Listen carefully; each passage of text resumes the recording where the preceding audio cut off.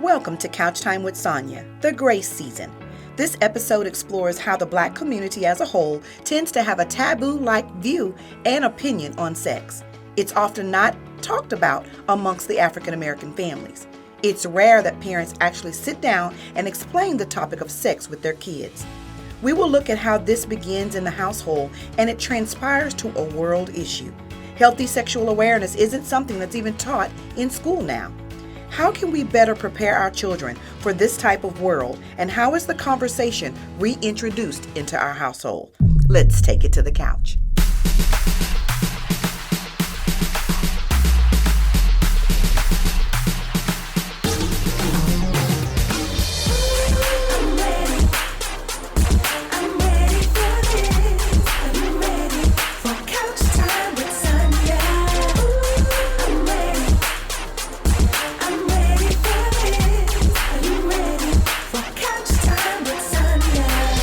Welcome back.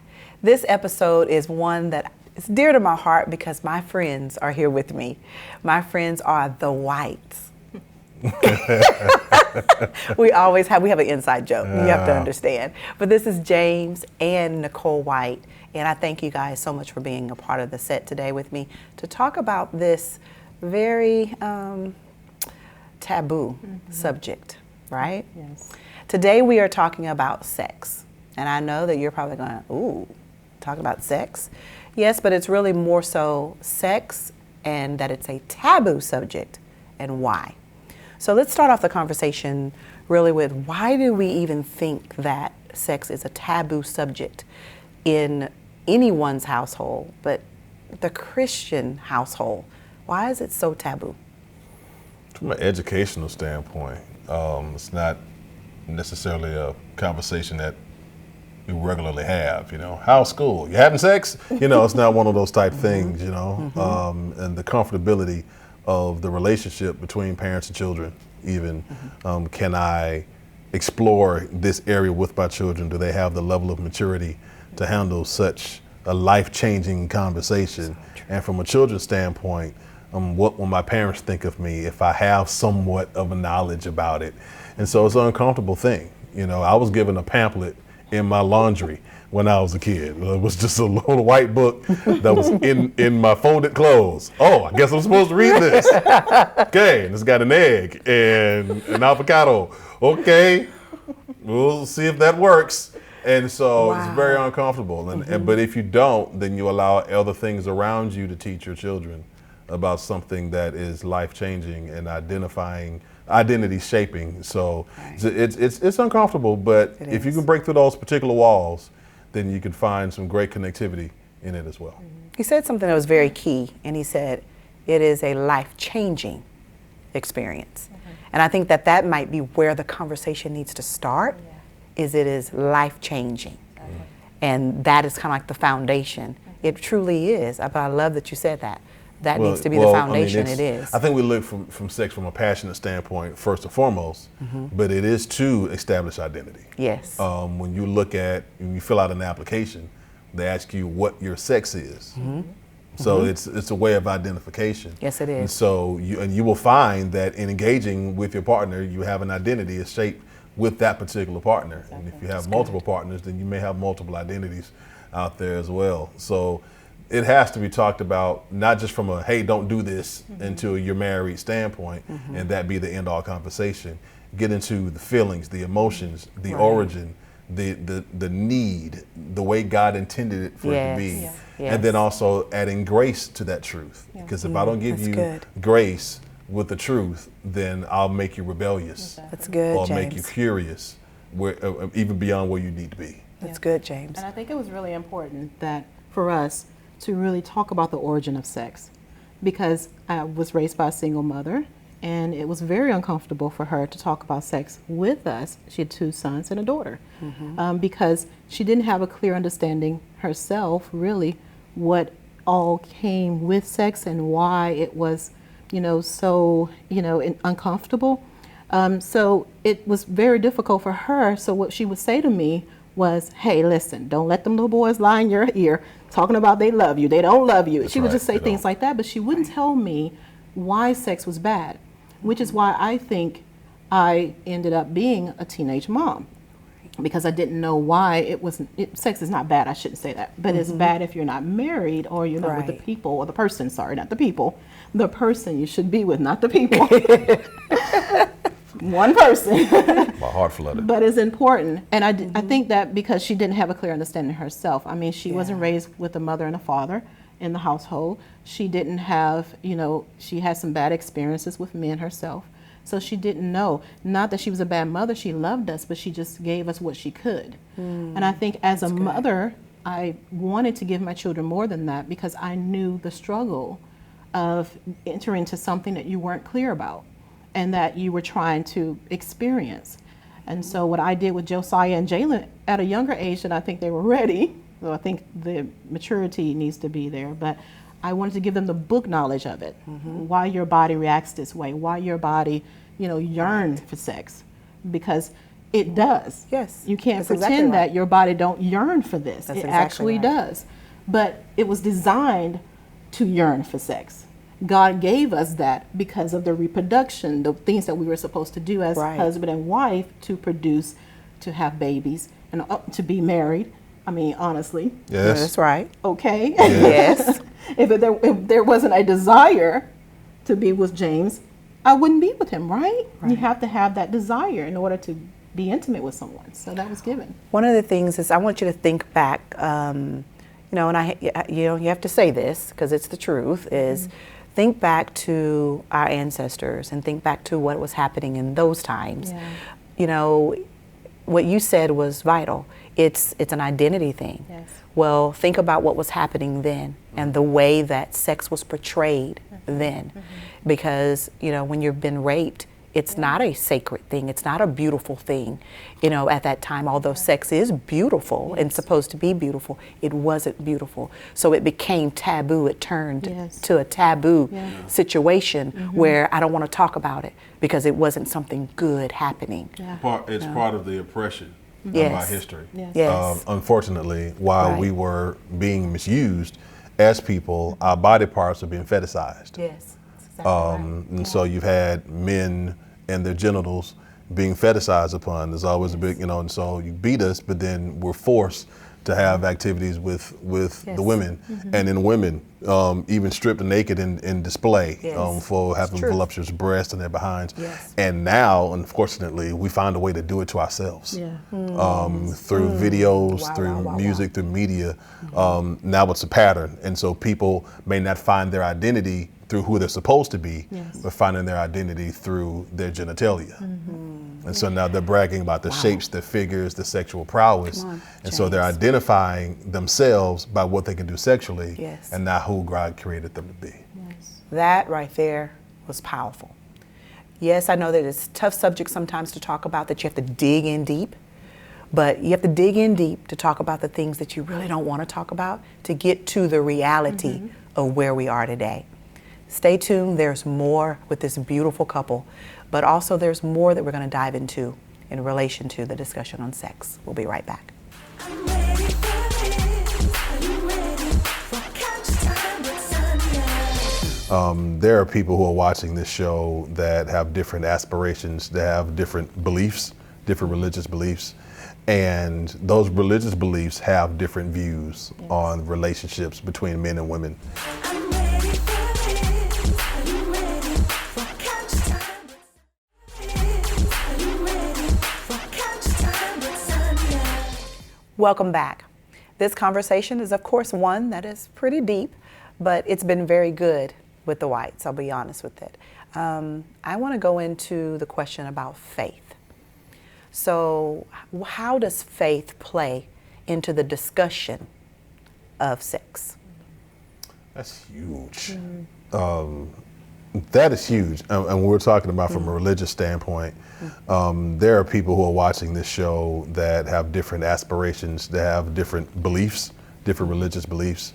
And those religious beliefs have different views on relationships between men and women, married relationships. There are some that still persecute non-married people for adultery or fornication, like physically punish you for that. And if that was the case in the United States of America, there'd be a lot of punishment going on. That's fact. But so those aspects go into how we view family, how we view the role of the male and the female in the relationship. And that may in turn affect how they respond to one another sexually. And if you're seen as the weaker vessel, then it's hard for you to be fulfilled. If the role of the woman is to fulfill the man, then she's not going to find her fulfillment. And then we talked about it in the first segment, identity is found in sexual relationship. And so I have to forbid myself to please you. It's going to be hard for me to become everything that I'm supposed to be. It's really good.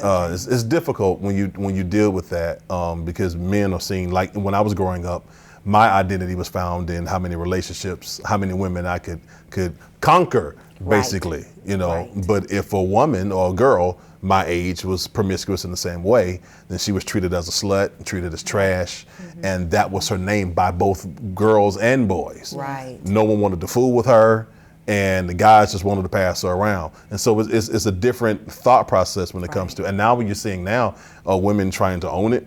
Yes. You know, own their sexuality, when it should be anything to own. Yes. It should be a pure thing, and if you knew who you were, Yes. then you wouldn't have to own anything. That's the powerful point right there, is to truly know who you are. And so our identity is found in Christ in our faith. Yes. So what I thought was important for our children with our faith is to introduce to them what the faith says about sex. I wanted my children to understand this is what we believe. I'm not going to shove it down your throat. I want you to hear it, but it's being introduced to you, not forced on you. Right. And you pray Right. that they receive what is being taught to them. The Bible tells us to train up the children. We have to train up our children. And so it's important that we train them with the information that's going to be necessary for their life, and also their shaping, their molding, to where they know who they are, they know they have respect for themselves, and they won't allow just anyone to change that. I mean, knowing who you are makes the difference. And Yes, I it think does. as a young mother, you know, I didn't know who I was. First, I didn't have a father in the home. I had a mother, my mother, beautiful mother, wonderful, loved on us as much as she could. She worked at night, so I had so much free time. And without the proper information of who I am, why I was created, what God has in store for me, I didn't have enough, substance to keep me from the temptation that was coming my way. So teaching them about sex, teaching them the origin of it, teaching them why that this is important because of what the faith says. And God is so gracious. Yes, He is. He doesn't want you not to have fun. But He Right. knows the circumstances that comes with the bad decisions. Right. And so He's trying to protect us from that. That's a powerful word right there, protection. I mean, I have to be honest, my parents, that was a discussion we did not have in our household. It was the birds and the bees, but of course you learned about that in health class. You know, it's a subject we really didn't talk about at all. But then I found myself, my husband and I found ourselves shying away from those conversations as well, because it was like, oh, I really don't even want to think about my girls, nor my son having sex, Ever. At any point. forgetting that you had sex. So it was like, really? You silly. But one of the things that I really honestly, I remember when my husband told me the first time is, you know what, you do know that your son's having sex, right? You do know that. And I remember my facial expression. I remember in total denial. Yeah. Total denial. No, he's not. Not my baby. That was exactly right. Yeah. But then I go back now and I think about, did you have the conversation? You never even had the conversation. So where did he learn? Where? And even in And the at fault. conversation you have, there's presented a choice, an Yeah. opportunity. One thing that we try to do is be very transparent about our history, about when we were their age and what was going on in our life at the time. So they will know, I believe that if you just give consequence, and consequence, it actually heightens curiosity. Yes, it does. Yes, You it know, does. and if you're more heightened by the curiosity, sometimes I'm so curious that I'm willing to bear whatever consequence comes to mind. But you don't have freedom of consequence. You can't choose how it's going to go out. You have freedom of choice, but you don't have freedom of consequence. And so we don't beat them over the head. Hey, don't have sex. Right. If you do, we're going to kick you out of the house. We're Right. going to shame you, because all that does is lead to more rebellion. Exactly. Having healthy that's so good. conversations, and then exemplifying a healthy relationship, an honest Yes, relationship exactly. in front of them. I want to be the type of husband to Nicole that my daughter will look for when it's time for her to be married in Yes. 37 years. Yes. That's Look, what, there's a dad. Look, there's a dad. He said 37 years. She's gonna hate him. She's gonna hate him. But the truth is, the discussions need to happen. They need to happen in our homes, but also identity. Yeah. Letting your babies know who they are. Having the discussion. I love the way that you are with each other, and then I love the way that you are with your babies. You know, yes, you joke, but when it's serious and it's time to have serious conversations, you don't shy away from them coming to ask questions. yes. It's like straight faced. You know, sometimes it's like, well, I know she just didn't ask me that question, but it's needed. Yeah. yeah. My question to you is, are you having those conversations with your children? I will definitely tell you, don't shy away from them. They're learning from someone. Yeah. The best place for them to learn and be educated is from you, because you will give them the truth of the entire matter. Don't sugarcoat it, but share your testimonies as well. And the one thing that I want to say to you, when you share your testimony, don't sugarcoat that as well. Let them know the struggles. Let them know what you've walked through. I have two amazing young, well, look, men and a man, I'm gonna call her, he's not a man yet, young man and young woman that I get the opportunity to talk to, and it is the White's children. I love the fact that they wanted to be able to come on and share what they know, but also how their parents have helped them to shape the conversation of sex, that they're bold enough. They're ministers. Man, are they ministers. And they are anointed.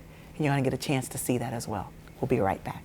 I'm ready for this. Are you ready for couch time with Sonja? But I love the maturity that both of you exude and the confidence that both of you exude to even discuss the conversation. I'm ready. Love, I'm faded on this love. Please don't kill my.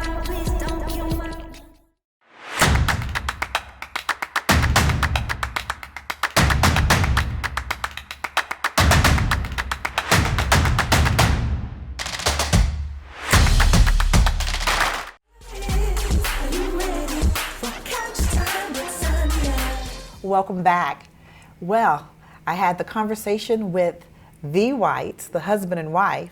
Now I get to have the conversation with their children. And I'm excited to have Josiah and Jalen on with me today. Thank you guys for coming on. Thank you for having You're us. very welcome. You're very welcome. Well, I know that, of course, many teenagers your age don't even want to have the discussion that we're having today. But I love the maturity that both of you exude and the confidence that both of you exude to even discuss the conversation. And I love that your parents have had those conversations with you as well. So I'm going to start with the first question is, are you uncomfortable discussing sex? I wouldn't say I was uncomfortable about it. To be as simple as possible, I'm not looking forward to having sex anytime soon. I haven't had sex, so I'm willing to learn like when's the appropriate time to have sex, and like stuff about that as I get older. And when that time comes, as of now, I'm not uncomfortable talking about it because I'm not dealing with that right now. I know that's So, right. Yeah. Awesome. How about you, baby? As for me, I've never been uncomfortable talking about it, just because my parents have always been very open about what it is and what it's not, and what it's meant for and what it's not meant for. So especially my mom being so open about her testimony and her experiences really allowed me to be vulnerable if need be. if I have a question, if I have a concern, being able to speak about those things, even in casual conversation. So I never felt uncomfortable.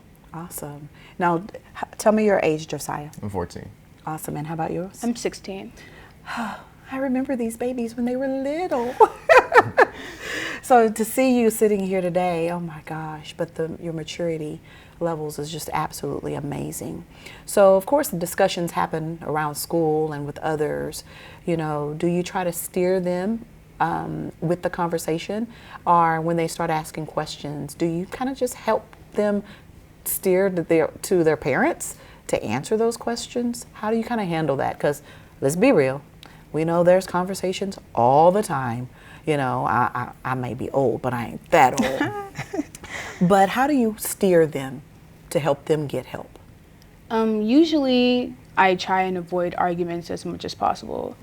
Definitely That's listening wisdom. to understand more than anything, because if they're that open to talk about it with or around you, usually there's something underneath that. That's good. Usually it's a concern, an insecurity of some sort. So trying to ask them questions so that they can hear themselves and hear their own thoughts and hear their own concerns. That way, if they do ask me for maybe advice or my opinion or anything like that, I can give my views and like how I view things, but also with them realizing how they sound and understanding themselves better, they're able to have a little bit more revelation about maybe where they should go concerning sex. Now that's a 16-year-old speaking. Let's drop the mic. Okay, so how about you, baby? As far as me, I don't really I haven't really gone into the aspect where friends go up to me talking about, you know, generally sex. That's or good. I think I had one time where there's a friend that had some questions or concerns and wanted to know how I felt about it. So with me, I just want to make sure that I'm a trustworthy source or trustworthy person for them to go to. I want to use enough, what's the word, reasonableness and Yes. rationalism to really look in their perspective, and because I'm kind of sort of close to them in age group, and help them make the right decision at the end of the day. Help them look on the bright side in their future and all that stuff. So yeah. So beautiful. My goodness, amazing, amazing. Definitely you have a wonderful foundation, right? Look. And then outside of your home, would you say that you got more education in the home, or would you say that the schools gave you education, or education on your own in reference, or your church in reference to sex? Where would you say you got the most education? I would say I got the most at home. Anything that I would learn from outside the home would have to filter through what my parents had taught me. And we would have discussions about that in the home. So if I heard they said this and that about sex, or this and that about intimacy, is that true? And they would say no, or yes, not really, but oh, and then we can have those discussions. It also makes things a lot less awkward whenever they are real world situations and not hypothetically type thing. So that's what I would say. That's good. I would say. Did you hear that? Did you hear what she said?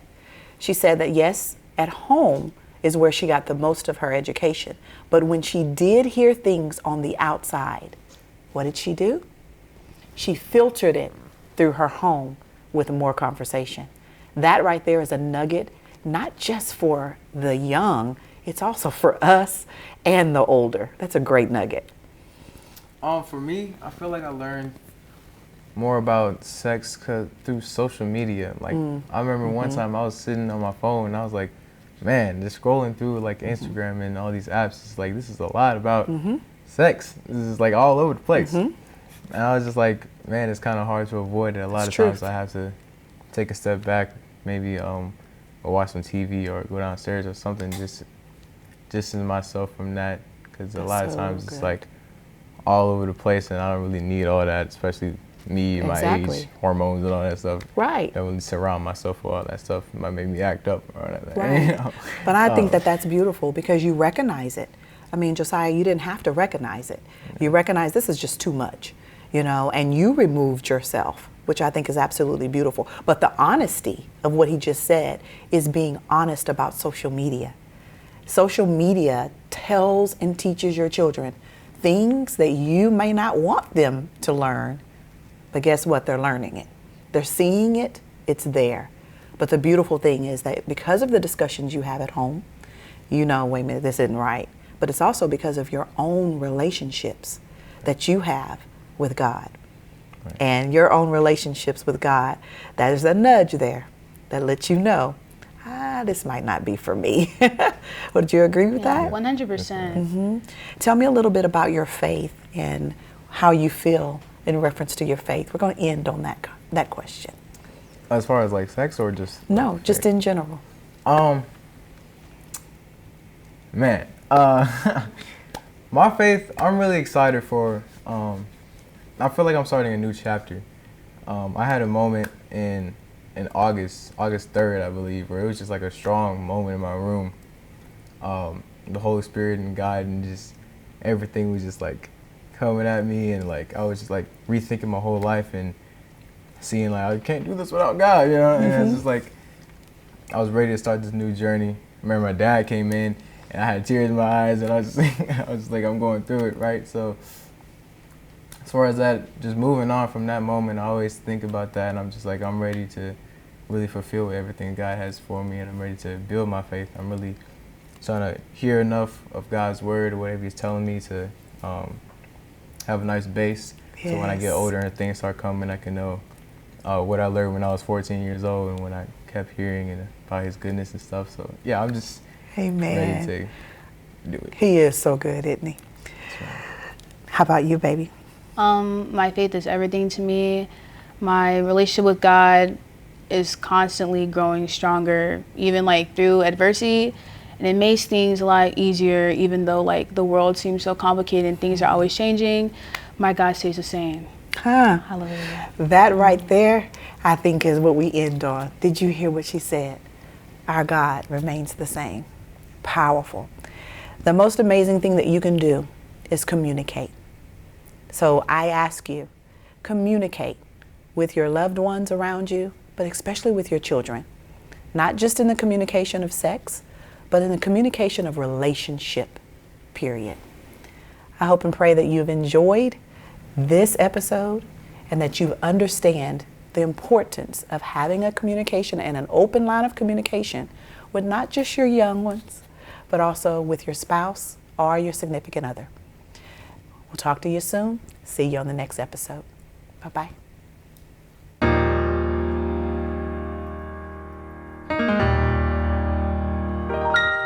Call me crazy, but I still see better days. Better days. Skies are hazy, but I still see brighter days. On the way, all this pressure wants to pull me away from my faith, but I'm convinced that God will have the final say. He'll make a way somehow.